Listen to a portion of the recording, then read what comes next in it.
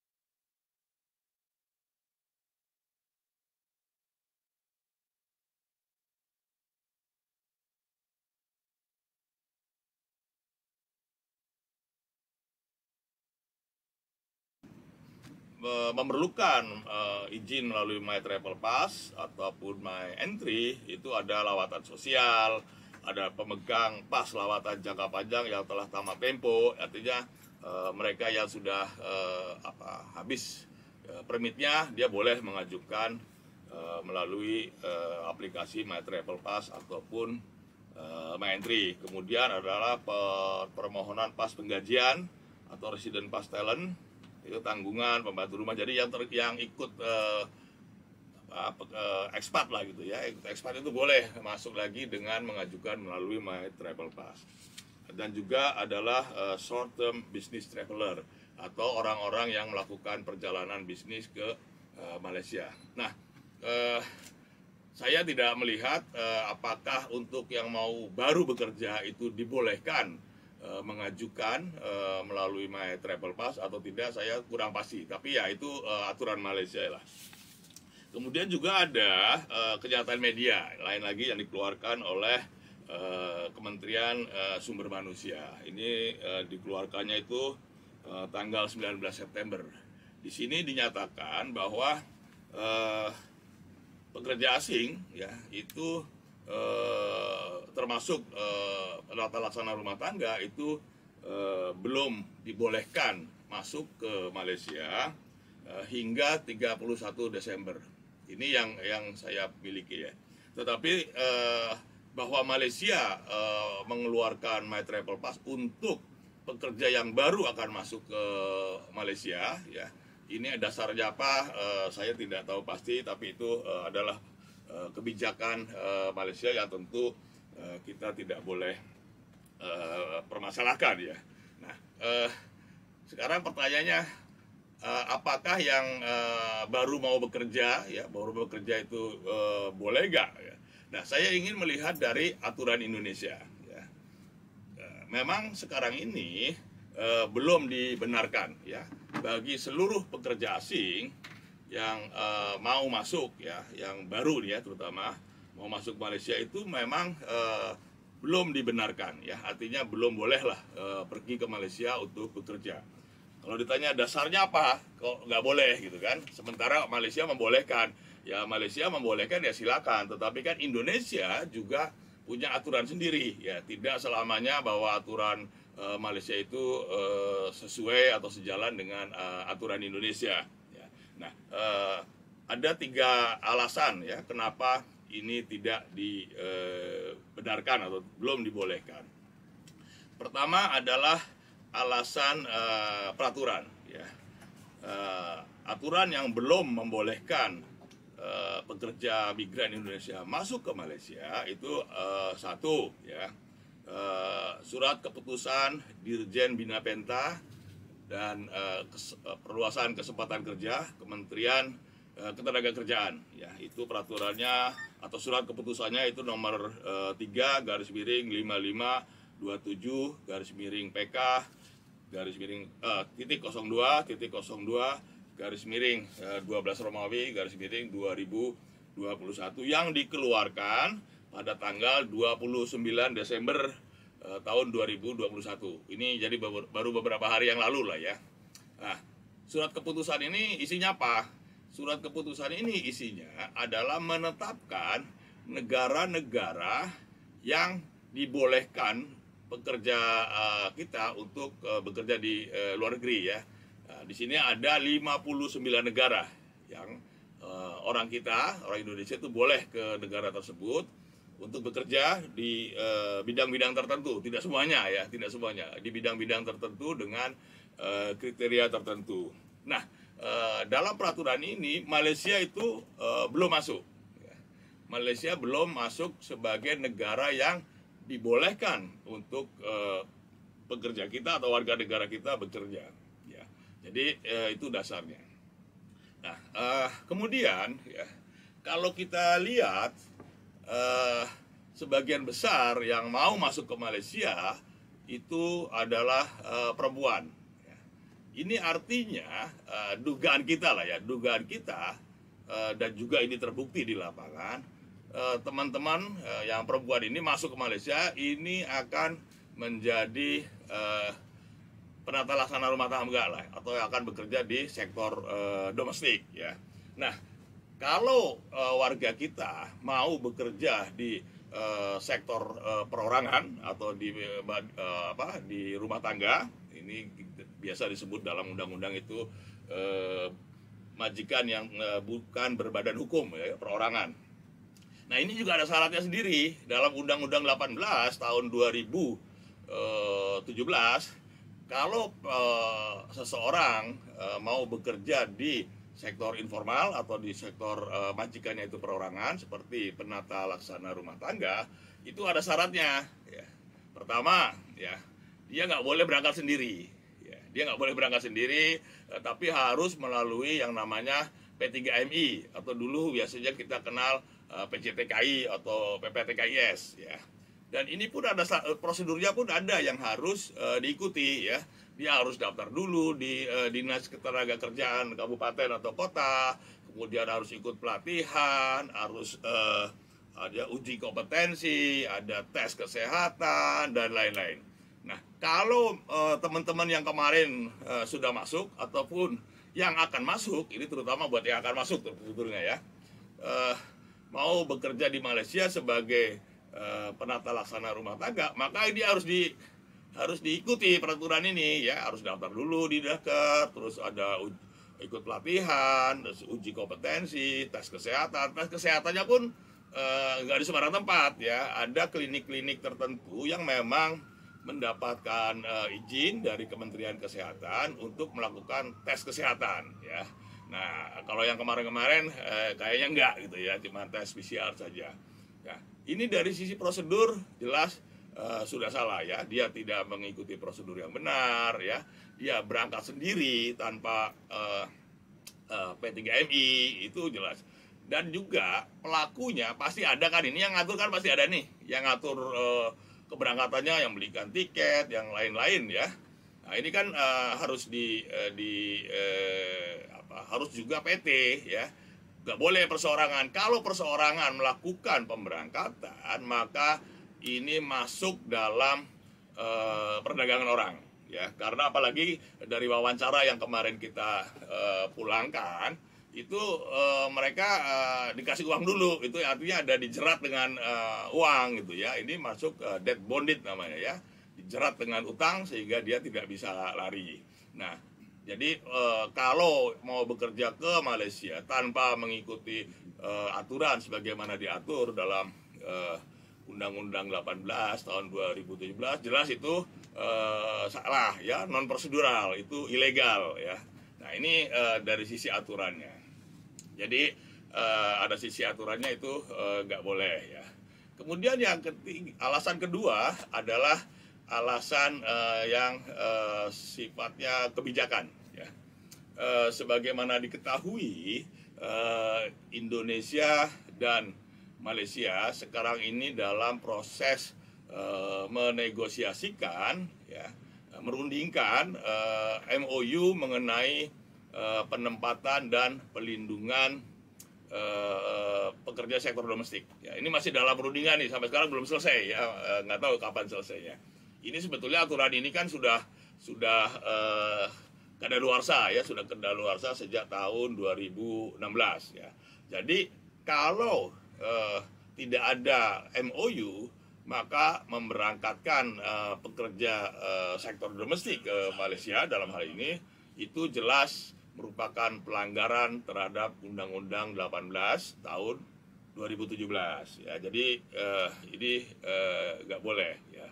Nah, kemarin beberapa waktu yang lalu, awal bulan November atau awal November ya kalau singkat saya, di bulan November itu kan juga Menteri Perdagangan Malaysia, Datuk Sri Zuraida itu kan bertemu juga dengan Ibu Menteri Ketenagakerjaan ya, yang menyampaikan kepada Bu Menteri bahwa Malaysia ingin mendatangkan 32.000 pekerja untuk sektor sawit ya. Jadi pada saat itu Ibu Menteri secara tegas mengatakan bahwa selesaikan dulu MOU-nya baru kita bicara mengenai penempatan. Jadi MOU yang sedang dirundingkan ini harus diselesaikan dulu, baru kita bicara mengenai penempatan pekerja migran ke Malaysia.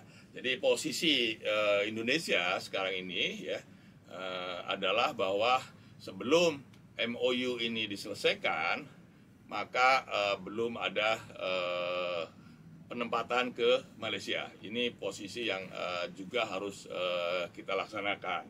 Jadi ada kebijakannya. Kemudian pertimbangan ketiga, dan ini yang saya kira juga sangat penting ya. Kalau ada teman-teman kita ya, terutama yang perempuan ya, masuk ke Malaysia mau bekerja melalui My Travel Pass ya. Ya pertanyaannya kan, siapa yang bertanggung jawab apabila terjadi sesuatu? Kan kita KBRI juga nggak tahu tuh, tahu-tahu datang ya dari Indonesia gitu, sampai di Kuala Lumpur, ditampung di agent atau langsung ke karantina dulu, lalu ke agent ataupun ke rumah-rumah majikannya. Kita kan nggak tahu ya. Kita nggak tahu di mana ininya, tempat kerjanya, siapa majikannya, kontrak kerjanya bagaimana ya. Nah ini kan sangat riskan ya, sangat riskan kalau terjadi sesuatu lah ya. Ini perlu diperhatikan ya, jangan beranggapan bahwa begitu kerja di Malaysia udah pasti aman ya, pasti majikannya atau agennya itu baik hati semua. Nggak bisa kita berasumsi begitu ya. Yang baik pasti ada, tetapi yang tidak baik juga ada juga lah ya. Kan fakta-fakta di lapangan juga kita banyak menemukan. Jadi ini resikonya kalau bekerja tanpa melalui prosedur yang benar. Juga mbak-mbak ini kan nggak ada kontrak kerja, berapa gajinya kita nggak tahu, apa hak-haknya kita juga nggak tahu ya. Jangan sampai nanti kasus-kasus yang selama ini sering muncul ya, seperti gaji nggak dibayar sampai bertahun-tahun. Ada loh yang nggak dibayar sampai 17 tahun ya, sampai sekarang sedang kita urus nih, 17 tahun nggak dibayar ya. Ada yang 12 tahun, ada yang 8 tahun ya, macam-macam lah ya. Ada juga yang sedang kita tangani, mbak-mbak kita ini dipekerjakannya di 2 tempat ya, pagi di rumah majikan, lalu siang dia pergi ke bengkel atau ke kedai ya. Dia bekerja di 2 tempat. Ini juga kan nggak boleh ya. Ini kan namanya kerja paksa. Wali kerjanya saya wawancara mulai jam 5 bangun, nanti sampai jam 11 baru selesai. Berapa jam tuh coba bekerja terus-terusan ya. Gajinya berapa?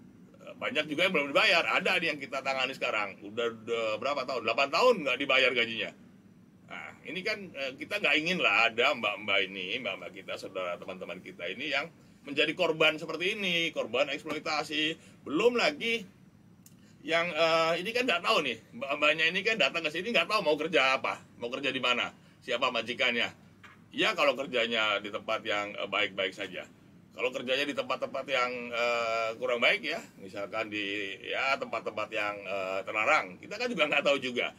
Jadi ini resiko ya, terlalu beresiko apabila masuk bekerja di Malaysia melalui prosedur yang tidak benar ini ya. Itu resikonya terlalu besar ya. Kita nggak tahu ya kontrak kerjanya kayak apa, kontrak kerjanya seperti apa nggak tahu ya. Macam pekerjaannya seperti apa nggak tahu, hak-haknya apa nggak tahu. Nah, ini beresiko. Belum lagi kalau ya berangkat dari Indonesia itu tidak melalui tes kesehatan yang benar ya. Kan ada standarnya ya. Untuk tes kesehatan Malaysia itu standarnya seperti ini. Yang boleh menguji itu kliniknya ini saja, tidak bisa sembarang klinik. Kalau tiba-tiba sampai sini ikut tes kesehatan FOMEMA di sini ternyata nggak lulus, gimana? Siapa yang bertanggung jawab memulangkan? Jangan-jangan sakit-sakit suruh kerja juga. Ada juga kasus di sini. Saudara-saudara sakit pun masih dipaksa bekerja ya, karena mungkin majikannya sudah keluar uang banyak ya. Kalau kita baca-baca di media di Malaysia, itu kan katanya untuk mendapatkan seorang pekerja rumah tangga bayarnya sampai 20.000 ringgit tuh ya. Bahkan ada yang bilang lebih ya. Yang pasti lebih dari 15.000 lah ya. Yang kita wawancarai lebih dari 15.000 ringgit ya. Nah, kalau majikannya sudah mengeluarkan uang banyak ya, sementara mbak-mbak ini kan datang Malaysia juga nggak dilatih dulu. Iya kalau bisa bekerja sesuai dengan tuntutan majikannya, belum tentu bisa ya, atau belum tentu sesuai dengan harapan majikannya. Kalau majikan ya sudah mengeluarkan uang banyak, terus ternyata mendapatkan pekerja yang tidak sesuai dengan harapannya, ini mulai ada masalah ya. Banyak masalah berawal dari situ. Oleh sebab itu untuk yang pekerja yang rumah tangga ini, please hati-hati ya, hati-hati betul ya. Jangan sampai kita hanya karena dibujuk oleh calo ya, kemudian dikasih uang. Itu yang kemarin kesini tuh yang kita pulangkan, sebelum berangkat dikasih uang dulu tuh, ada yang dikasih 5 juta, ada yang dikasih 3 juta ya, dia iming-iming biar mau berangkat ya. Nah ini beresiko ya. Dan kemarin ini sebagai contoh lah, contoh yang masih hangat ya. Beberapa hari yang lalu itu ada 4 orang ya, mbak-mbak dari daerah mana, Banyumas ya, dari Banyumas. Dia itu sudah disekap di rumah agentnya itu ada yang 2 bulan ya, 2 bulan itu diperlakukan dengan sangat tidak manusiawi ya. Suruh kerja dari pagi sampai malam, diomel-omelin terus ya. Bahkan yang bikin apa ya, miris gitulah ya, mbak-mbak ini kan agamanya Islam ya, tapi mau sholat nggak boleh ya. Kemudian suruh masak pork babi gitu ya. Ini kan mbak-mbak ini kan orang Muslim, masa suruh masak babi ya gitu kan. Karena ini agennya kebetulan Tionghoa ya. Karena tidak tahan ya dengan perlakuan majikan, maka si mbak ini 4 orang itu nekat ya, jam 2 malam turun loncat dari apartemen lantai 3 ya, pakai spray itu, pakai kain spray disambung-sambung, mereka melorot tuh gantian ya, karena sudah tidak tahan diperlakukan dengan sangat tidak manusiawi oleh majikannya ya. Alhamdulillah ada yang membantu, akhirnya diantar ke KBRI, sekarang sudah dipulangkan ya. Nah ini kan contoh konkret ya, bagaimana kalau bekerja tidak melalui prosedur yang benar. Jadi ada untung-untungan, iya kalau majikannya baik ya. Tapi kalau dapat majikan atau agent yang begini gimana?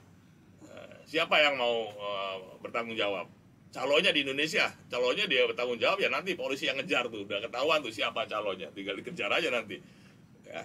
Nah ini kasus-kasus seperti ini nggak cuma 1-2 ya. Kita ini KBRI setiap hari ya, setiap hari menangani laporan-laporan, ada yang gaji nggak dibayar bertahun-tahun ya, kerjanya di luar kewajaran, dari pagi sampai tengah malam, bekerja di beberapa 2 tempat ya, kemudian juga tidak boleh berkomunikasi, paspornya ditahan, gajinya ditahan ya, mau pulang nggak boleh ya.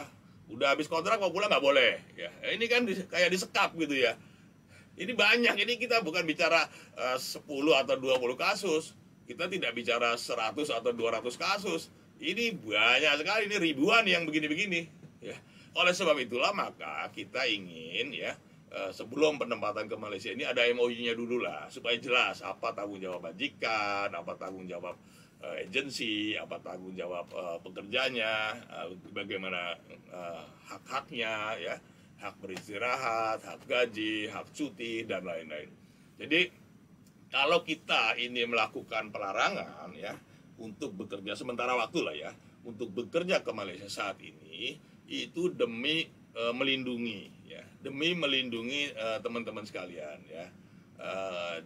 Ini ya kita tahu barangkali di Indonesia banyak yang perlu pekerjaan ya. Iya kita paham itu, tetapi mana lebih baik daripada sampai sini terus cilaka gimana? Ya. Jadi mohonlah kita teman-teman yang ada di Indonesia ya, yang mau berangkat ya, ini setiap hari ada yang tanya tuh di Facebook saya, mau melancong ke Malaysia boleh nggak? Melancong bilangnya. Ada juga pakai bahasa Inggris gitu ya, walaupun meskipun bahasa Inggris yang ngawur gitu ya, mungkin biar dipercaya sebagai turis lah ya.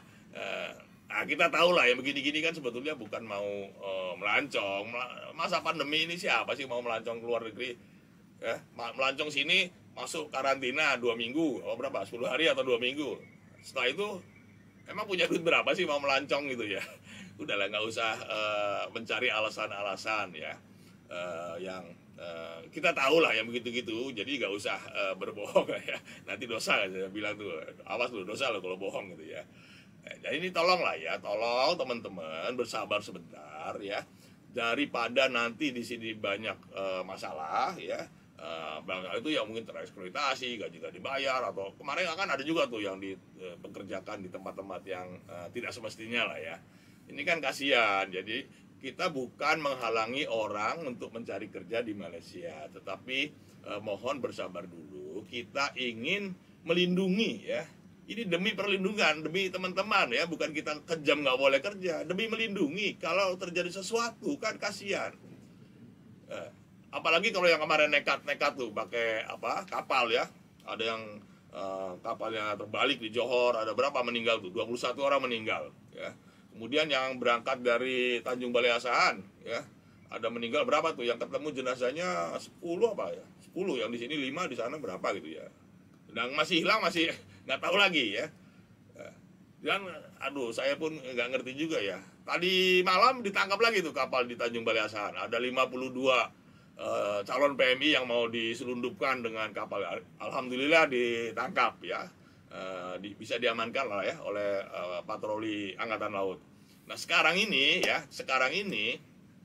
kita, aparat keamanan kita itu sedang melakukan operasi besar-besaran ya, di Batam, di Tanjung Balai Asahan ya, udah banyak tuh yang ditangkap itu, yang pemilik kapal, cukongnya ditangkap-tangkapin. Bahkan kan beritanya itu ada yang oknum TNI ya, mungkin juga ada yang lain-lain ya. Jadi mohonlah jangan sekali-kali itu mengambil resiko mempertaruhkan nyawa ya, nyebrang dengan cara-cara yang nggak benar ya, atau masuk ke Malaysia yang tidak terlindungi ya, tidak terlindungi dengan baik ya.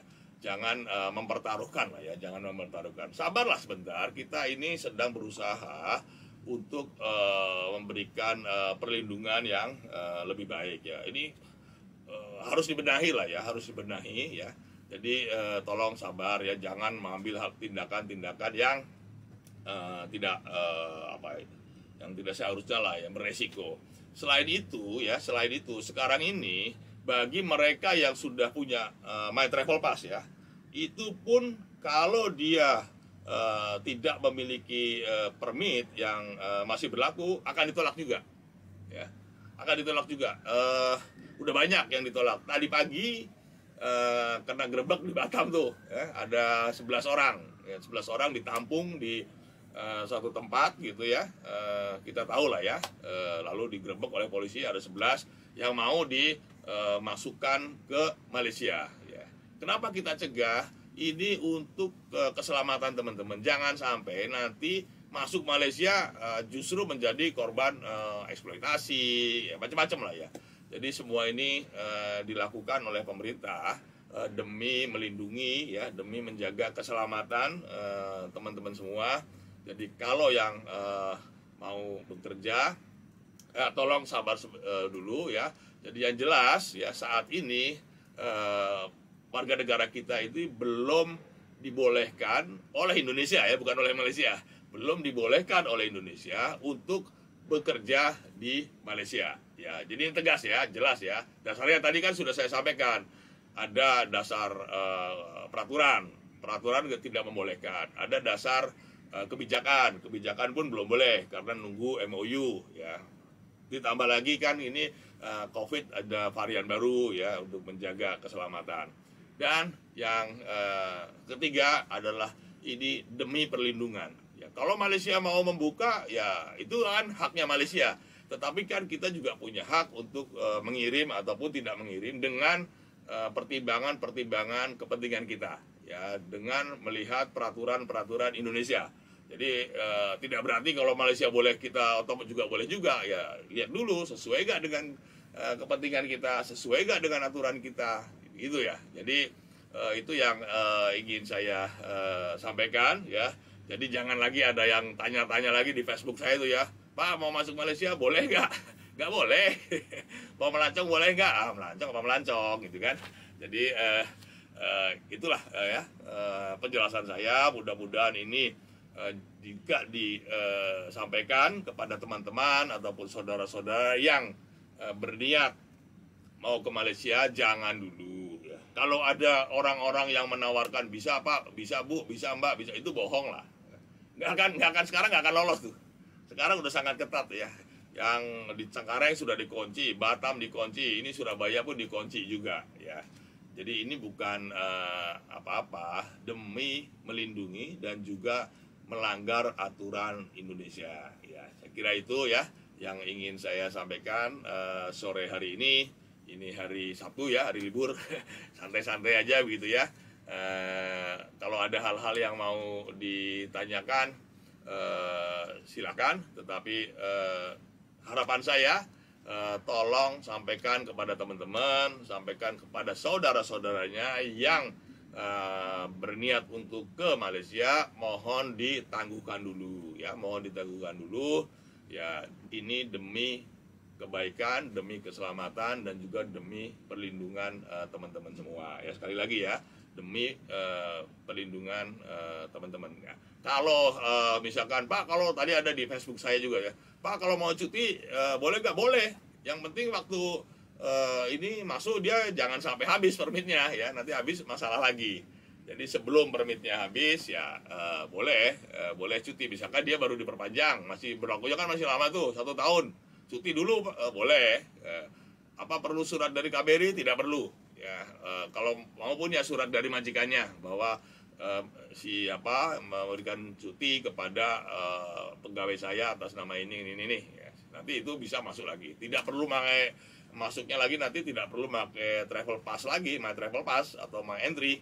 Ya, jadi yang nggak boleh, ingat ya, yang nggak boleh itu adalah bagi yang baru masuk, baru mau masuk ya, melalui my travel pass yang tulisannya itu ada tuh tulisannya permission to enter Malaysia for foreign workers ya, atau garis miring made. Jadi memang itu ya pemerintah Malaysia membolehkan ya, tapi kan itu kebijakan ini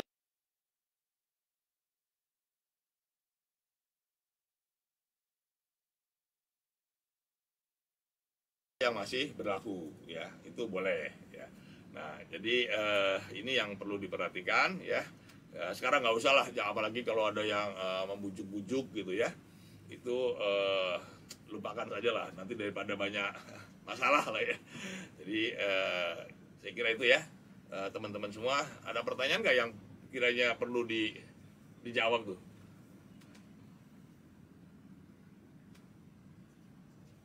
Kayaknya udah pada paham semua ya. Mau tanya Pak, saya ada paspor juga sudah mau tamat, tempo bulan 4 ini, permit sudah tidak ada, ingin memohon yang baru tapi tidak mempunyai majikan, ya nggak boleh ya. Kan kemarin sudah dikasih waktu 1 tahun ikut rekalibrasi tenaga kerja. Nah itu udah banyak tuh hari ini ya. Hari ini saja KBRI hari Sabtu buka tuh untuk melayani yang rekalibrasi tenaga kerja. Hari ini kita memberikan paspor 300 ya, hari ini 300 untuk yang rekalibrasi. Jadi kalau sekarang mau daftar ya udah nggak bisa di immigration karena kan sudah berakhir tanggal 31 Desember ya. Kecuali kalau nanti ada kebijakan dari kerajaan Malaysia ya, yang diperpanjang tidak hanya yang rekalibrasi pulang tetapi ini juga diperpanjang yang rekalibrasi tenaga kerja, ya silakan. Yang penting majikannya itu mendaftarkan dulu ke immigration dengan membayar deposit Rp500 ya. Nanti dari situ baru daftar ke KBRI ya. Nanti KBRI setelah tanda tangan kontrak kerja diberikan paspor. Hari ini 300 yang sudah dapat paspor itu sekitar 3.000-an ya, 3.000 berapa gitu ya. Jadi cukup banyak juga ya. Itu yang di KBRI Kuala Lumpur saja. Mungkin di KJRI Johor maupun di KJRI Penang ada juga ya. Jadi yang rekalibrasi tenaga kerja sudah tutup pendaftarannya di Jabatan Immigration. Kecuali kalau Jabatan Immigration masih membuka untuk mendaftarkan dengan membayar deposit Rp500 ya silakan, nanti kita yang membuatkan paspornya kalau memang paspornya sudah mati ataupun mau mati. Jadi saya ini kok nggak dimanfaatkan ya, kan udah setahun tuh, udah diperpanjang sekali kan, 6 bulan, bulan Juni itu diperpanjang sampai akhir tahun, tapi ya gimana nggak dimanfaatkan, akhirnya habis tuh masa berlakunya ya, tinggal yang pulang. Nah ini satu lagi, kalau yang mau pulang tolong segera pulang ya. Tolong segera pulang ya. Karena apa? Karena dalam masa 2022 ini saya kira akan banyak dilakukan operasi terhadap pati, ya, terhadap pati. Jadi yang mau pulang jangan nunggu-nunggu lah, jangan nunggu-nunggu nanti keburu ketangkap lagi ya. Jadi silakan pulang. Boleh dong Pak kasih bocoran, apa yang bocor ember itu ya. Apa saja yang diperjuangkan untuk kami dalam MOU tuh kok sampai 6 tahun ya nggak kelar-kelar. Ya yang bikin nggak kelar siapa gitu kan? Kan bukan kita nggak mau cepat, justru kita inginnya cepat ya. Jadi yang ingin kita perjuangkan pertama hak-hak ya, hak-haknya itu diperbaiki ya. Gaji nanti KBRI yang menentukan tuh. Yang penting nggak akan kurang dari ya, nggak ada ya. Pokoknya nanti gajinya jauh lebih bagus lah dari yang sekarang ya. Kemudian juga yang lain itu PRT atau penata laksana rumah tangga itu tidak boleh melakukan pekerjaan A sampai Z ya, harus dibatasi, dan jumlah keluarganya yang ini dilayani gitu maksimum 6. Kalau lebih dari 6 harus 2. Atau kalau di antara 6 itu ada bayi ya, atau ada orang tua yang memerlukan perhatian khusus gitu ya, misalkan dia orang tuanya itu perlu selalu dibantu lah ya, mulai dari makan, mungkin mandi dan lain-lain, dia juga nggak boleh, harus ada khusus yang menangani itu. Kemudian juga jam istirahat ya, kemudian juga hak untuk cuti ya, itu juga nanti akan diatur. Dan yang juga akan diatur ini yang sekarang ini one channel system. Jadi harus melalui sistem yang disediakan oleh pemerintah Indonesia dan Malaysia. Nggak boleh lewat jalur-jalur yang lain-lain ya. Kalau yang jalur-jalur lain itu nanti menjadi melanggar aturan ya. Apalagi hasil Pak Dubes yang sudah registrasi rekalibrasi sebagai mau bawa permit, tapi saya mau sambung paspor, kenapa susah? Sangat ya, susah gimana, hari ini aja ada 300. Jadi beginilah ya, jadi kalau Anda nggak bisa, itu bukan berarti kami yang mempersulit ya. Jangan-jangan Anda yang nggak bisa, buktinya kan ribuan yang bisa ya. Jadi jangan karena kita nggak tahu lalu bilangnya, oh KBRI mempersulit. Lah ini kan terbalik-balik. Kalau KBRI mempersulit, buktinya ada ribuan tuh yang daftar ya. Hari ini aja ada 300. Kok mereka bisa, mbaknya tadi nggak bisa? Berarti yang salah siapa? Kan begitu ya. Jadi kalau kita nggak bisa, ya tanya. Tapi jangan nggak bisa lalu menyalahkan, oh KBRI mempersulit. Lo yang lain bisa kok ya. Kok sampai nggak bisa, kan bukan salah KBRI dong. Harus introspeksi lah ya. Jangan gampang KBRI mempersulit. Dia di mana yang lain bisa kok. Kalau nggak percaya nih, hari ini ada 300. Kok mereka bisa? Ya. Jadi yang ngurus, sekali lagi, ini juga terbalik-balik ya. Yang mengurus, tanggung jawab mengurus ya, rekalibrasi itu majikan. Jadi bukan sampean yang ngurus, majikannya, mereka majikan yang daftarin, nanti ke immigration, majikan yang bayar deposit, nanti majikan yang daftarin ke KBRI. Kalau PMI-nya tuh diem-diem aja, ngikut aja tanggung jawab majikannya. Nah mungkin majikannya ini yang nggak mau ngurus, padahal itu tanggung jawab majikan. Nah, kalau majikannya nggak mau ngurus ya gimana, masa lalu bilangnya KBRI yang mempersulit. Kalau majikan mestinya bisa lah, tiap hari juga ada kok, tiap hari banyak tuh yang bikin rekalibrasi bisa. Jadi kalau ada yang nggak bisa itu jangan lalu bilangnya KBRI mempersulit. Introspeksi ya, kok saya nggak bisa, kenapa ya? Oh ya saya tanya dulu deh, begitu caranya ya. Jangan dikit-dikit nyalain KBRI sulit, dikit-dikit KBRI yang lain bisa sampai nggak bisa, masa terus yang disalahin KBRI. Yang kalau nggak bisa ya belajar lah ya, tanya pada yang bisa. Dan itu bukan tanggung jawab sampean loh. Yang tanggung jawab ngurus itu majikannya. Jadi kalau majikannya nggak bisa ya kebangetan, masa majikan nggak bisa ngurus. Gitu Pak ya. Jadi jangan bilang, oh KBRI mempersulit. Jadi kalau kita nggak bisa, itu jangan salahkan orang lain ya. Kalau kita nggak bisa ya kita introspeksi. Kenapa kok saya nggak bisa? Apa kurangnya? Tanyalah pada yang teman, tanya baik-baik gitu ya. Jangan dikit-dikit nyalain KBRI sulit. Dikit-dikit KBRI mempersulit. Buat apa lah? KBRI ngapain mempersulit orang? Gak ada untungnya. Dosa kalau mempersulit orang itu dosa ya. Untungnya nggak ada tapi dosa dapat. Jadi kita nggak mau lah bikin dosa dengan mempersulit orang lain. Apa sih untungnya mempersulit? Tapi kan semua ada aturannya ya. Nah ini kan contoh lagi nih, Pak. Kalau paspor saya kena sita sama majikan, macam mana saya dah kena halau jadi paspornya dengan majikan. Nah ini contoh majikan yang menahan paspor. Ini kan nggak boleh, ya. Menahan paspor itu adalah salah satu cara untuk kerja paksa. Salah satu caranya gitu, supaya nggak kabur, kerja paksa, tahan paspornya. Ini nggak boleh, ya. Ini melanggar, ini nggak boleh terjadi ya begini-gini. Ini majikannya nggak bener lah ya. Majikan nggak bener kalau menahan paspor itu tanda-tanda majikan melakukan kerja paksa. Ini nggak boleh, ya. Jadi kalau ini ya minta silakan aja datang KBRI, ya. Kita pulangkan, tapi majikannya nanti kita minta tanggung jawab. Kalau ada PT-nya, ya PT-nya tanggung jawab. Ya. Apa Pak, mohon semua majikan wajib membuat perlindungan asuransi. Ya ini akan diatur dalam MOU. Ya, ini yang kita minta dalam MOU. Ada jaminan asuransi, ya, untuk pekerja rumah tangga juga. Ya, ini kita yang termasuk yang kita perjuangkan, ya. Saya dulu pekerja kebun hanya dapat, ya ini kan pengumuman apa? Ya ini yang sedang kita rundingkan itu adalah yang pekerja sektor domestik, ya. Termasuk juga ada asuransi kesehatan, ya, yang harus dijadikan sebagai kewajiban majikan. Kalau nggak ada asuransinya nggak boleh.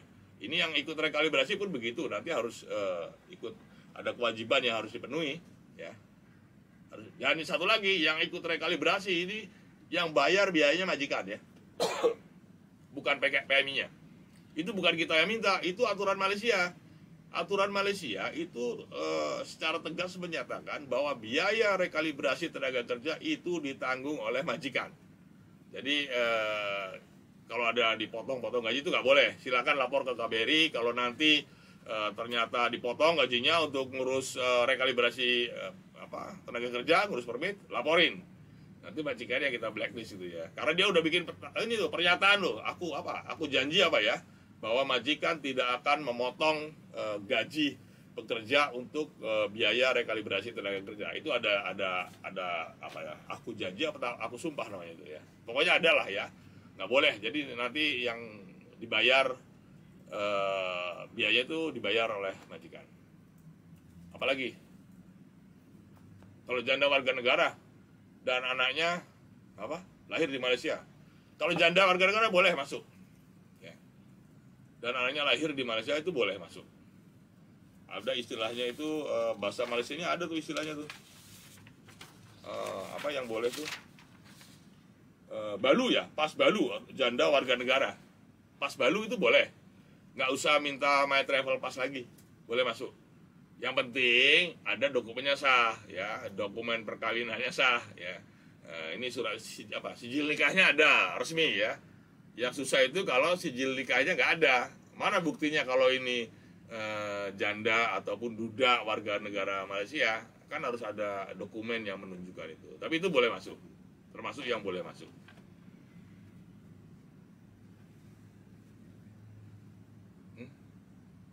Yang punya IC PR pulang ke Indonesia sesudah mau pulang ke Malaysia lagi bisa nggak? Bisa. PR boleh, nggak perlu izin lagi, langsung balik lagi.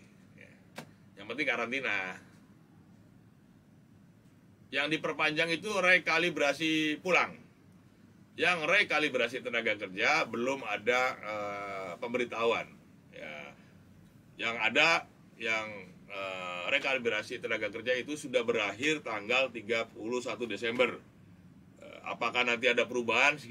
Saya nggak tahu, ya. Ya kita berharap ada perpanjangan juga lah, ya. Berharap kan boleh, ya, supaya ini bisa lebih banyak yang mendapatkan permit, ya, tidak kosongan lagi. Karena kalau kosongan ini ya sangat beresiko lah, ya.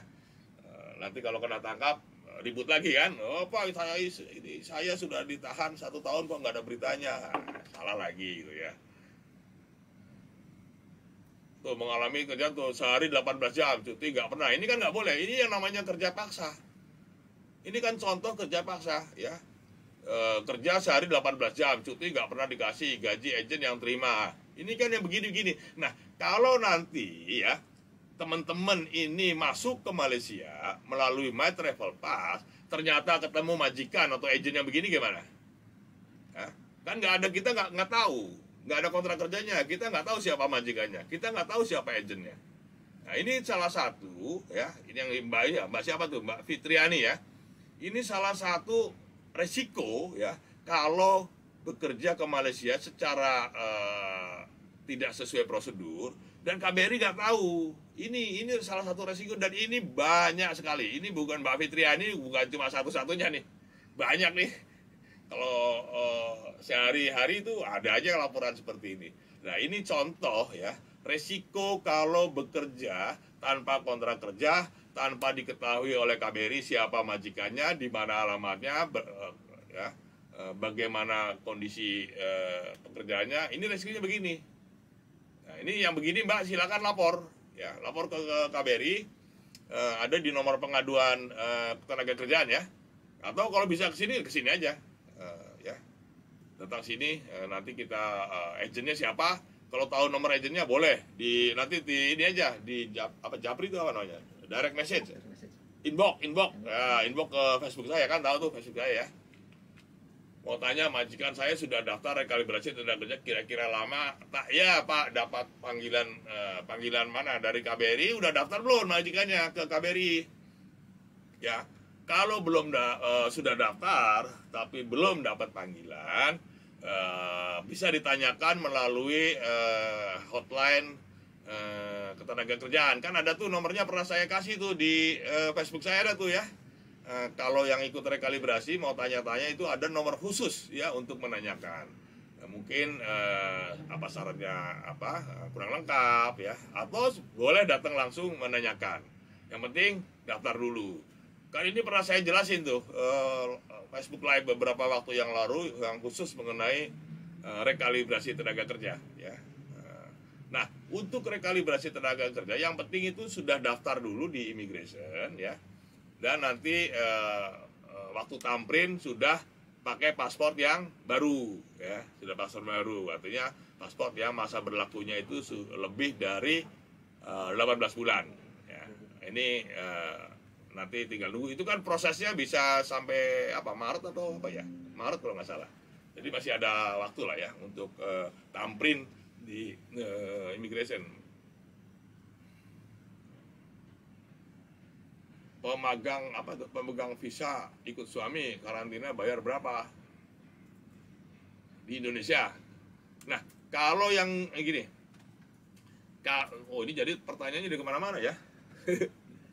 Jadi begini, kalau yang karantina, yang bebas bayar, ya, yang free, karantina itu kan cuma 3. Dia pekerja migran atau PMI, dia pelajar, itu juga free, atau pegawai negeri, pegawai negara yang melaksanakan tugas resmi. Ya, jadi kalau saya dapat tugas ke Jakarta gitu ya, dari sini ke Jakarta, saya karantinanya ditanggung negara. Tetapi kalau saya cuti, ya bayar sendiri ya. Kalau saya cuti ke Indonesia bayar sendiri, karena itu kan bukan tugas, cuti kan atas kemauan sendiri ya.